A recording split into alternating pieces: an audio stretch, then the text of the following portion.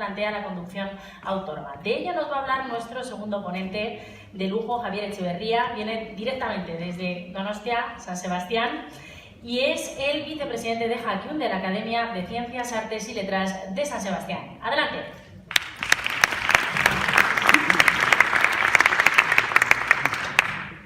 Muchísimas gracias a Carglass y a Radio Televisión Española por esta invitación y a Ignacio en particular por su amabilidad de haberme llamado aquí. Bien, yo voy a hablar, aunque el título que aparece en el programa versa sobre problemas, cuestiones sociales y éticas, yo quiero dejar claro que yo de ética no suelo hablar a poder ser nunca, o sea, siempre hablo de axiología, nunca de ética, porque el término ética es un eslogan hoy en día que ya prácticamente está inutilizado, por lo menos para los que tenemos un respeto a lo que era la ética de Nicómaco y la ética kantiana, ¿no? Entonces hoy en día pues se ha convertido en una mercancía y por lo tanto yo procuro no usarlo. Eso no quiere decir que ustedes no usen el término y yo dialogaré con mucho gusto con cualquiera de ustedes. Bien, segundo, el tema que me interesa es la gobernanza, porque para mí la cuestión de la seguridad vial se inserta en una cuestión más amplia, que es la de la gobernanza, con lo cual voy a pasar ya, hechas estas precisiones. ¿Dónde está aquí? En el atril mismo. Aquí mismo. Pues no avanza. Ah, sí, ahora sí. Bueno, entonces aquí estoy mi punto de partida, tanto al hablar de este tema como al hablar de otros, es siempre la hipótesis de los tres entornos. Para mí el mundo contemporáneo, el mundo del siglo XXI, tiene tres grandes dimensiones. Una, la natural, la biosfera, la physis, como decían los filósofos griegos, y se sigue utilizando el término. Segundo, la polis, las ciudades, los estados, las naciones, etcétera, etcétera. También las comunidades autónomas, también son segundo entorno.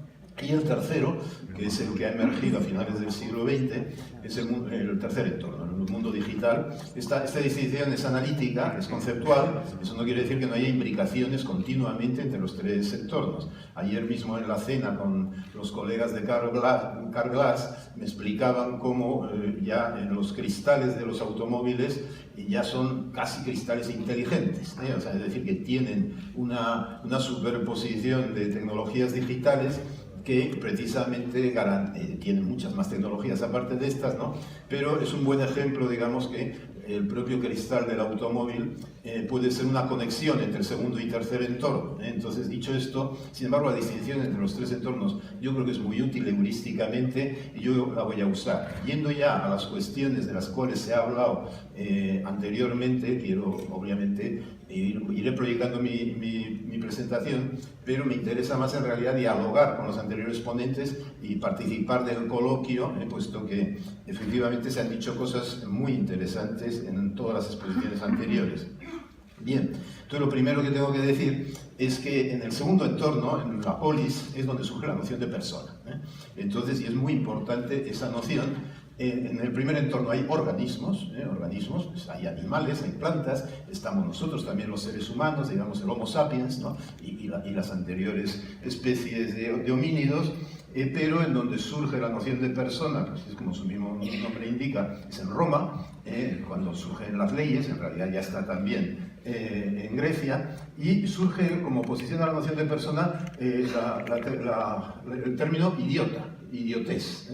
Idiotés en griego significa el que no es ciudadano, ¿no? El que está fuera de la polis. O sea, entonces, como se ha citado, el profesor Montoro ha citado a Einstein diciendo que cuando las tecnologías superen a los seres humanos, entonces efectivamente iremos a un mundo de idiotas, pues participo completamente, digamos, de esa, en el sentido etimológico del término idiota, es decir, que dejaremos de ser ciudadanos y en mis hipótesis pasaremos a ser siervos, súbditos de las tecnologías, y no tanto de las tecnologías, sino de quienes ordenan y manejan y diseñan y gestionan esas tecnologías, que esa es la cuestión.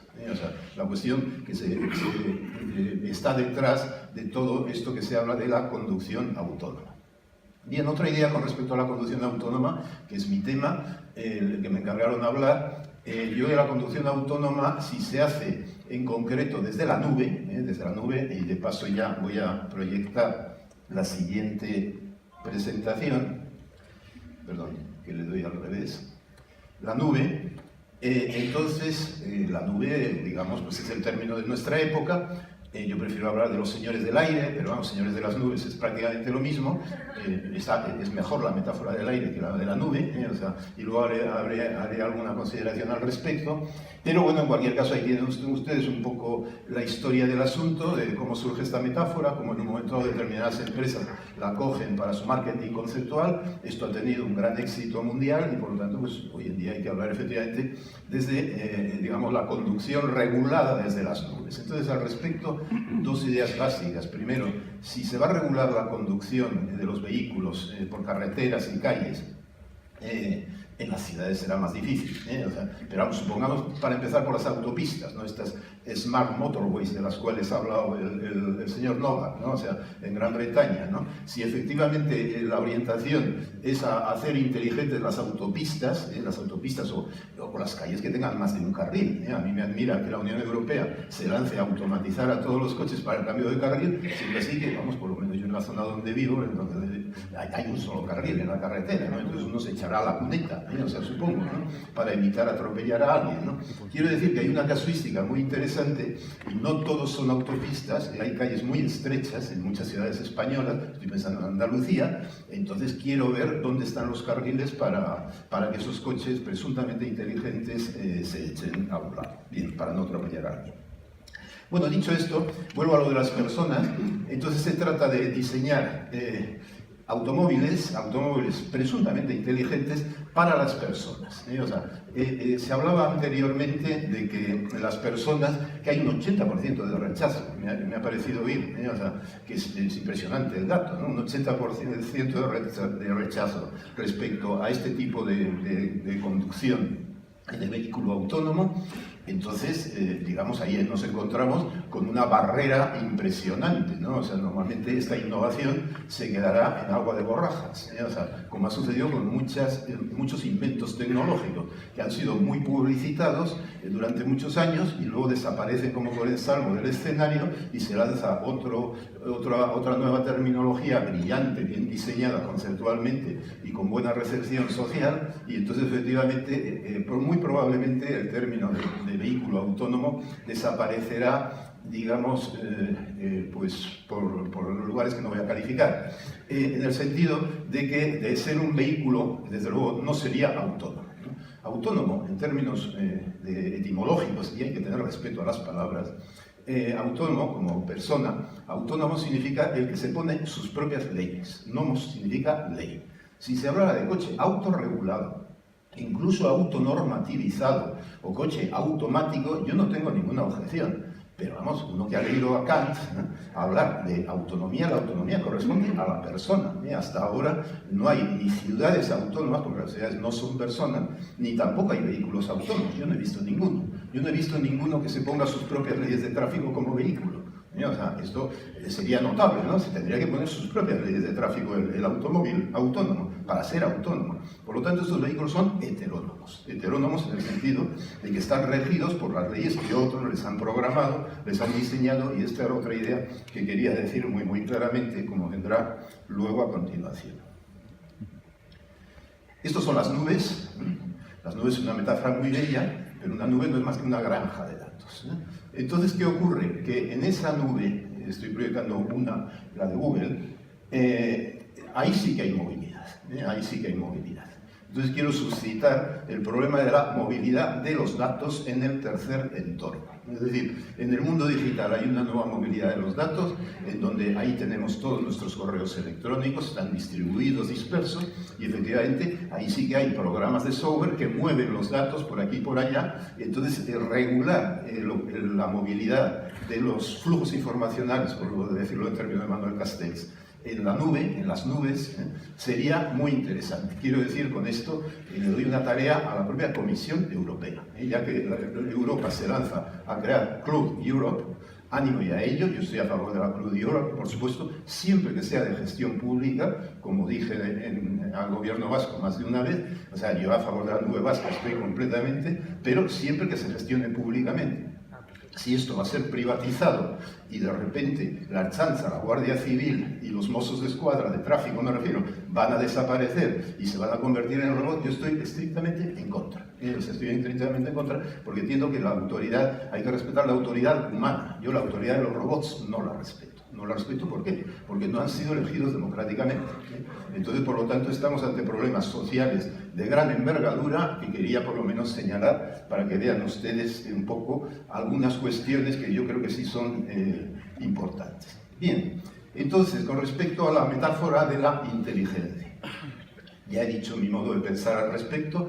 Cuanto más inteligentes sean las ciudades, más idiotas serán sus ciudadanos. O sea, estoy citando a Einstein, estoy parafraseando a Einstein, ni más ni menos. O sea que, y esto yo lo pienso, o sea, es decir, yo lo pienso porque efectivamente y hay muchos ciudadanos que funcionan hoy día como si fueran robots. O sea, van con sus móviles por delante. En China ya les han puesto semáforos en el suelo. O sea, entonces ya están robotizados. O sea, no hace falta en realidad poner robots en las ciudades porque ya los ciudadanos están robotizando. Y funcionan por el GPS, o sea, ya una persona ha perdido el sentido de la orientación en una ciudad, no sabe lo que son los barrios, no sabe dónde están las cosas, se orientan por el GPS, van conducidos desde la nube, no orientados desde la calle. Entonces la evolución está siendo esta, y esto, por aludir a lo que ha dicho la directora general de tráfico del gobierno vasco, esto es la noción de tecnopersona. O sea, la noción de tecnopersona, sobre la cual yo llevo varios años trabajando y que he publicado algunas cosas al respecto. Este es el romance emergente del que usted hablaba, señora directora. Es decir, que el desafío que tenemos, el desafío fuerte, potente, es hibridar, no subordinar las personas a la tecnología, sino hibridar a ambas. Entonces esto tiene dos direcciones como mínimo. Uno, efectivamente, formar a las personas y a los ciudadanos para el uso, digamos, responsable y eficiente de las tecnologías. Yo de eso estoy absolutamente a favor. Pero tiene una segunda vertiente, que es que también habrá que humanizar, voy a decir, a los robots, y humanizar digamos, a los sistemas, a los vehículos inteligentes. No basta con que sean inteligentes, han de estar humanizados, es decir, diseñados para personas, que es lo importante. La noción relevante no es la de conductor, ni es tampoco la de usuario. Yo siempre utilizo el término usuario, pero por delante está la noción de persona. Una persona puede ser ciudadano de muy diferentes países del mundo, incluso puede ser ciudadano de varios países a la vez. O sea, la noción de persona es más valiosa filosóficamente hablando que la de ciudadano. Y luego un ciudadano puede ser usuario de un sistema educativo, usuario de un sistema de movilidad, usuario de una ciudad. Es decir, que la noción de usuario en el orden conceptual es muy posterior, y la de conductor, no digamos, es muy posterior a la de la persona. Entonces, digamos, esta era la aportación básica que quería hacerles a ustedes. Y entonces, en base a eso, no voy a entrar en los detalles, sí voy a entrar en que el término Smart City, que voy a criticar a continuación, digamos, es puro marketing. O sea, no, yo no he visto ninguna ciudad inteligente, ninguna. Para mí, inteligencia, ahora no estoy hablando de smart, sino de intelligence, que no es lo mismo, o sea, no es lo mismo en absoluto. Inteligencia, dicho en la lengua en la que yo estoy hablando, que tiene una raigambre latina y griega también, significa capacidad de entender. No hay inteligencia sin capacidad de entender. No conozco yo ningún robot ni software con capacidad de entender. Tienen capacidad de hacer, tienen capacidad de actuar, pero no de entender. Hasta ahora la capacidad de entender es específicamente humana, y cuando un robot entienda, no solo repita o sea más rápido que yo, eso seguro, pero cuando entienda, cuando sea capaz de comprender, understanding, entonces estaremos hablando de inteligencia y no simplemente de velocidad. Bien, entonces dicho esto, Smart City, yo voy a usar, hay 1000 definiciones, claro está, pero voy a usar una pues, que me parece muy respetable, que es del grupo de investigación de Stanford, de la Stanford University, en donde especifican, va en el sentido precisamente que decía el señor Noah, de estas Smart Motorways británicas. Entonces las Smart Cities serían entornos urbanos cibernéticos donde diferentes agentes que serían y actuantes, diríamos, citando a Bruno Latour, explotan la ciudad, las infraestructuras de la ciudad como un medio para operar sinergéticamente. Bien, entonces, En este modelo se distinguen, eso sería tecnologías de información y de la comunicación más inteligencia artificial. Y eso es el futuro, o sea, es claro que ese es el futuro, digamos, de la movilidad y del tráfico urbano. Pero para las personas y por lo tanto controlado, gestionado públicamente. O sea, yo no estoy en contra en absoluto de que se vaya a implantar el control de la circulación desde las nubes, pero estoy estrictamente en contra de que desde las nubes me conduzcan mi vehículo. Yo estaré en contra y jamás compraré un vehículo de ese tipo, y creo que somos el 80% de ciudadanos, por ahora, los que estamos en contra de ese tipo de vehículos, ¿no? Con lo cual, hay que pensarse un poco los términos, los conceptos, y por lo tanto, digamos, esta sería la aportación que yo quería hacer a este encuentro. Bien, entonces, en este modelo, que bueno, se puede comentar más a fondo, no lo voy a hacer, distinguen edificios, calles y ciudadanos, está referido a ciudades, exactamente, y bueno, habría mucho que matizar al respecto. Por ejemplo, ¿qué sucede con los animales, con las mascotas? ¿Van a tener prioridad para no ser atropelladas las mascotas? ¿Se va a preferir en el diseño de un vehículo inteligente que se atropelle a una ancianita que a una mascota? Estos sí son dilemas éticos. Estoy hablando de mascotas, de mascotas. O sea, digamos, habría una oposición fortísima del animalismo con respecto a un coche, a un vehículo presuntamente inteligente que estuviera diseñado para atropellar primero al perrito, ¿no? O sea, vamos, habría una oposición radical, y por lo tanto todas estas cosas, digamos, son cosas que hay que pensar, o sea, sobre todo cuando uno, digamos, diseña a nivel europeo políticas de movilidad. Bien, entonces, el tema básico que yo quería aportar es la presunta conducción autónoma. Por ahora, yo la única conducción autónoma es la que hacemos nosotros, las personas, porque como las personas somos autónomas, tenemos autonomía y conciencia, cosa que los robots no tienen conciencia por ahora, ni parece que la vayan a tener. Entonces, sin conciencia no hay autonomía. Esto vamos, lo dice cualquier filósofo en toda la tradición de la modernidad. Bueno, en cualquier caso, digamos, el control automatizado del tráfico está muy bien, o sea, yo estoy completamente a favor, también estoy a favor de la fabricación avanzada, de la automatización parcial de los diversos vehículos, de los modelos híbridos. La propia Volvo había pronosticado el 0% en sus vehículos para el 2020, ya ha modificado su postura, es decir, Volvo tiene capacidad de aprender, por lo tanto, falta que los demás también tengan capacidad de aprender, en lugar de lanzar eslóganes, digamos, futurología, que aparentemente, digamos, funcionan bien como mercancías. Sin embargo, hay que meditarse muy mucho los conceptos, sobre todo cuando uno hace políticas públicas, ¿no? Y bien, la conducción autónoma me parece, como ya he dicho, un concepto claramente criticable. Los vehículos conducidos desde la nube, que es a lo que yo me estoy refiriendo prioritariamente, serían claramente heterónomos y por el momento, desde luego, no es viable en las ciudades en absoluto.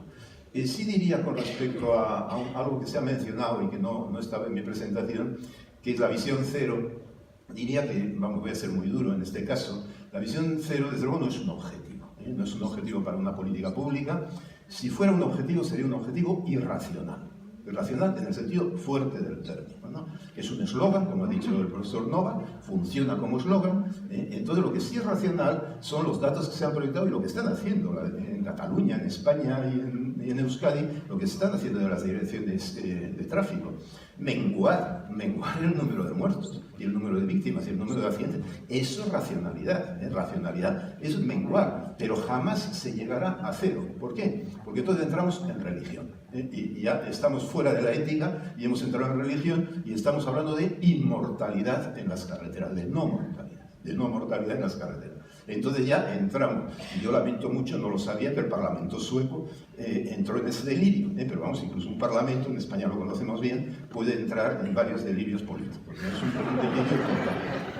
Bien, muchas gracias.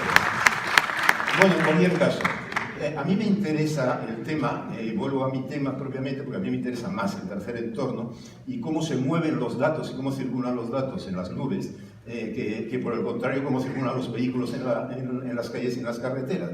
Bien entendido que ambas cosas están completamente interrelacionadas y estarán cada vez más interrelacionadas en el futuro. Con lo cual, mi propuesta es que efectivamente siga la gestión pública de las carreteras y de las calles con vehículos automatizados y vehículos incluso autorregulados, o sea, con sus propias reglas de funcionamiento y de comportamiento, por ejemplo, con frenado automático, en en fin, con una serie de programas que al propio vehículo tiene programado cómo comportarse en determinadas circunstancias, pero siempre con un conductor, porque si no puede suceder como ha sucedido con los aviones Boeing recientemente. O sea, es decir, que los aviones se vienen abajo por un defecto, efectivamente, de formación de los pilotos, o por el contrario, por un mal diseño informático, vayamos a saber por qué, y de repente Boeing cae en bolsa totalmente y se van al garete los aviones inteligentes.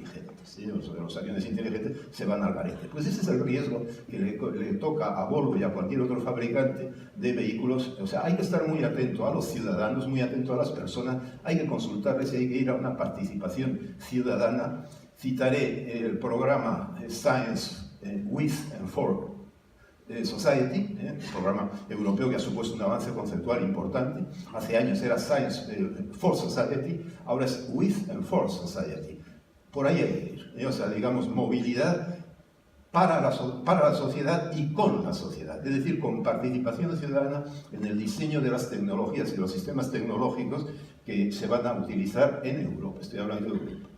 Bien, entonces, esto lo dejo. La Club de Europa es bien conocido, o sea que simplemente lo dejo un momentito aquí porque ya estoy terminando. Y paso la Club de Europa, ya he dicho que hay que hacerla, hay que construirla siempre que sea de gestión pública, o por lo menos controlada democráticamente, puede ser gestión mixta también, en parte gestión pública y en parte privada. Estoy a favor de los modelos híbridos, pero siempre que haya un control democrático por parte de las personas, claro y bien gestionado. Bien, entonces la propuesta que quería hacer es las Agile Cities, o sea, las ciudades ágiles. Frente al concepto de smart, que es claramente criticable, no es inteligencia, como antes creo haber argumentado. Tampoco hay que centrarse en la velocidad. La velocidad es el mayor riesgo, efectivamente, para la seguridad vial. Eso es completamente cierto. Y antes se decía, las personas más adineradas son las que se compran los coches de más cilindrada y los que hacen auténticas barbaridades en la carretera. Con lo cual, desde luego, como se vaya a un modelo, digamos, de coches para personas, de coches inteligentes, me refiero, o presuntamente inteligentes, para personas adineradas, el riesgo sería total, porque desde luego no todo el mundo va a usar coches inteligentes. Eso no sucederá jamás. El 100% de coches inteligentes no se llegará jamás a ello, porque no se llegará ni siquiera al 50% de coches inteligentes, ¿no? Entonces, si un coche inteligente se encuentra con un coche estúpido o tonto, pues ya veremos, digamos, cómo se resuelve el pleito en tribunales. Porque no hay coches inteligentes sin coches estúpidos, ¿no? Eso es claro, eso forma parte de la estructura de la lengua, O sea, no hay bien sin mal, O sea, entonces esto hay que tenerlo claro y por eso precisamente es una locura pretender el buenismo, es buenismo puro, la visión cero, y con eso ya termino. Bien, las ciudades ágiles en cambio es un concepto interesante. Es decir, lo que está aumentando enormemente efectivamente es la movilidad, el tráfico, sobre todo en Internet, bien entendido, habría que mirar cómo ha crecido el tráfico en Internet y cómo ha crecido el tráfico en carreteras en ciudades. En donde de verdad hay movilidad hoy en día es en la nube. Y precisamente por eso el concepto de seguridad y movilidad en la nube es el que hay que plantear. Bien, pero como ya me quedan 2 minutos, termino. Ya habrán leído ustedes estas citas de un colega mío que ha publicado un artículo, a mi entender, muy interesante, en donde nosotros hemos propuesto, porque colaboramos, hemos propuesto un modelo basado en la noción de agilidad, en el sentido de que una ciudad, o exactamente igual una red de autopistas o de carreteras, tiene que haber una agilidad en la circulación. O sea, y si hay accidentes, pues los habrá. O sea, lo que hay que reducir es el número de accidentes, pero incrementar la agilidad, porque desde luego la visión cero se logra de una manera muy sencilla, prohibiendo que todos los coches salgan, eliminando la movilidad. O sea, si nadie se mueve en carretera ni en calles, efectivamente no habrá ningún accidente, no habrá ningún muerto y ningún herido, ¿no? Ahora estaríamos ante un régimen completamente totalitario, O sea, y entonces, digamos, por lo tanto, la libertad de circulación, la libertad de movilidad es propio de las personas, de los ciudadanos. Entonces eso tendrá riesgos, tiene consecuencias, como siempre la libertad. Entonces, entre libertad y seguridad, estoy citando a Goethe, entre orden y seguridad hay que buscar una mediación, exactamente igual entre seguridad y libertad. Entonces a mí me asombra que el término libertad, ha menguado por completo, y sin embargo se habla de autonomía. Según Kant, la autonomía, la nota primera de la autonomía es la libertad, la libertad, no la seguridad, no la seguridad. Bien, y termino. El proyecto de Agile Cities, nosotros lo llevamos, vale para barrios, o sea, no tiene por qué ser para ciudades, vale para comarcas, o sea, vale, es escalable perfectamente. Entonces, lo que se mediría propiamente no es el número de vehículos inteligentes que circula por ahí, sino el flujo de vehículos y de todo tipo, un flujo ágil. Habría que determinar a qué se entiende por agilidad, evaluar la agilidad en la circulación, con algunos accidentes, menguando los accidentes, pero sin embargo sin parar a los coches a 20 por hora, porque como se ha dicho muy bien el señor Nova, yo no lo sabía ese dato, que es extraordinario, efectivamente si yo me encuentro con un coche a 20 por hora, lo intento adelantar como sea, o sea, yo seré un conductor efectivamente imprudente, pero resulta que la mayoría de los seres humanos somos completamente imprudentes. Si a los robots se les programa para ser prudentes, ¿qué sucedería? Que toda la circulación sería a 15 por hora en toda Europa, y entonces yo estoy por una ágil Europa, una Europa ágil. Y si hay algunos muertos, que los haya. Más muertos hay en el Mediterráneo, y todavía no hay pateras inteligentes. Bien, entonces termino ya con las conclusiones. El modelo de las Smart Cities es claramente cuestionable. Nosotros proponemos esta alternativa conceptual. La llamada conducción autónoma encontraría un rechazo social considerable. No sabía yo que ya es el 80% y crecerá, o sea, no menguará, sino crecerá. Conforme nos vayamos enterando de lo que es el coche presuntamente autónomo, efectivamente las personas se rebelarán contra esa tecnología y una invención tecnológica jamás llega a ser innovación si no tiene difusión social y no tiene aceptación social. Esto es el ABC de la innovación, del manual de Oslo. O sea, sin aceptación social y sin difusión social no hay innovación. Y Manuel Castells y también Chesbrough, en la primera frase de su libro Innovación Abierta, dice que la gran mayoría de las innovaciones fracasan. Castells ha cifrado en el 90% el índice de fracaso de las innovaciones. Yo garantizo que estas innovaciones del coche autónomo será dentro del 90% de los fracasos, o sea, en función de conocer a las personas, de conocer y saber lo que es la participación social en las políticas de circulación en este caso.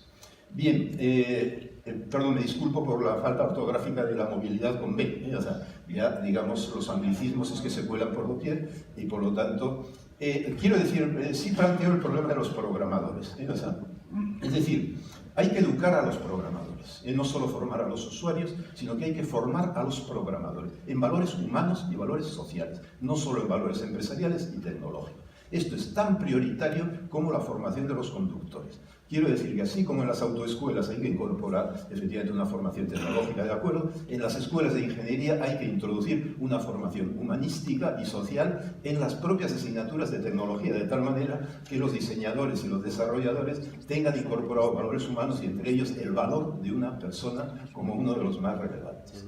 Bien, y ya con eso termino, o sea que, es decir, concluyo diciendo que se trata de diseñar las ciudades y la movilidad para las personas, no para los robots. Para diseñar la movilidad para los robots ya están los videojuegos, o sea, entonces podemos jugar a los videojuegos y ya está, o sea, tan contentos. Entonces hacemos carreras de Fórmula 1, de lo que sea, de motos, de lo que sea. No se caerá ninguna moto en un videojuego y si se cae, perdón, se cae continuamente, pero no hay muertos. Entonces ya tenemos el mundo virtual para jugar a los muertos cero, o sea, a los muertos cero, a los muertos físicos cero. En el caso de los seres humanos se trata de ir menguando los accidentes, pero sin llegar jamás a cero, porque eso no solo es una utopía, y por eso les aconsejo a mis queridos colegas de las tres direcciones generales que renuncien al objetivo cero si de verdad son responsables políticamente, porque eso, y termino con ello, eso, el objetivo cero es pura demagogia. Muchas gracias. No te vayas, Javier, que tengo tres preguntitas que hacerte. Yo digo, no me dejas indiferente a nadie, Has venido con grandes titulares y con una idea clara, coincidís, es que como ¿no? venía la prensa a continuación es de idea con los titulares. Así nos haces el trabajo, haces muy bien. Trabajo. Varias dudas que nos plantean a través, ya sabéis que la herramienta de menti.com, no lo repito continuamente, pero está abierta durante toda la jornada, podéis trasladar las cuestiones que queráis. Javier, primero, hablas de ciudad inteligente, que está muy en el concepto, en vez de Smart Cities, pero hablas de vehículos inteligentes un 50%, esa convivencia de vehículos tontos e inteligentes... Será conflictiva.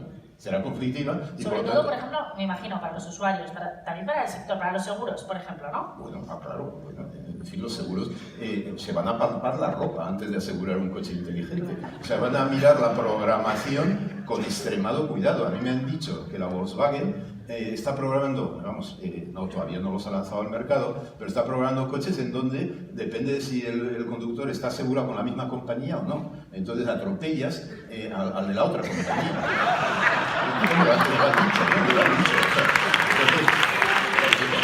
Las compañías de seguros... ¿En serio? En serio.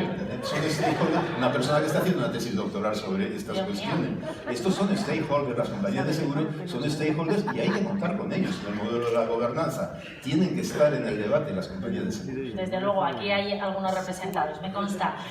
Segunda pregunta, si estás en contra de la nube, que está muy bien, ¿qué es esto? Que otros gestionen mis datos y que el vehículo conduzca con uno que está ahí en la nube, esa formación de los programadores.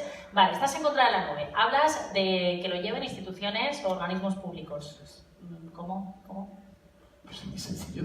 En lugar de ponerse, en este momento hay grandes nubes, me refiero a Google, a Facebook.